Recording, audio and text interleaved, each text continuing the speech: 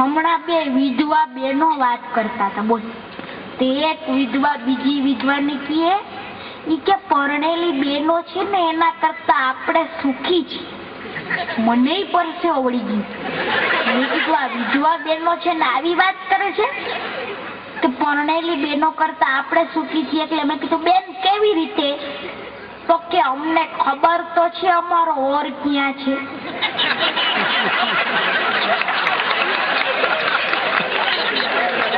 હવે સમજાણું.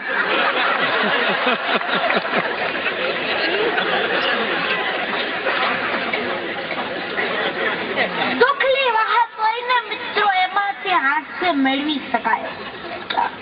અમારા મુંબઈમાં હમણાં એક ભાઈ ગુજરી ગયા. ઠાઠડી બહેન થી બધું કમ્પ્લીટ.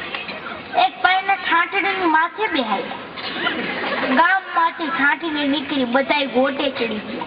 શ્રી રામ શ્રી રામ. એક ભાઈ ઉપર બેહેડા હતા એ રાડું પાડે, મને નીચે ઉતારો, મને નીચે ઉતારો.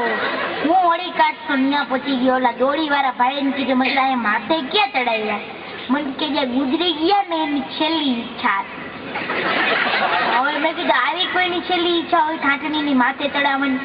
મને કે તમે કયો એવા હું ખાઉં છું. ગુજરી ગયો ને લખતો ગયો તો કે હું ગુજરી જાઉં ને એટલે મારી માથે પીતાંબર ચડાવું છું. એટલે પીળું લુગડું ખાય. આ લેવા દેવા વગરનો બાજુમાં પીતાંબર ખાઈ રહેતો તો એને ચડાવ્યો માથે.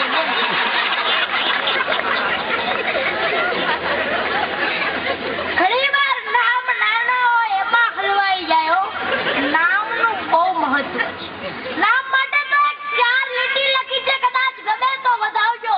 કે નનામી જતી થી નામે હોવા છતાંય નનામી જતી. માણસ જન્મે ને એટલે ફૈબા એનું નામ પાડે.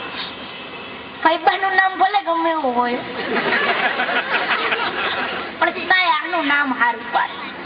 કે નનામી જતી થી, નામી હોવા છતાંય લલામી જતી થી. એ લલામી જતી થી કે કોઈ નિશાની જતી થી, પણ જતી થી એ રીતે જાણી ઘરની કોઈ ચીજ નકામી જતી.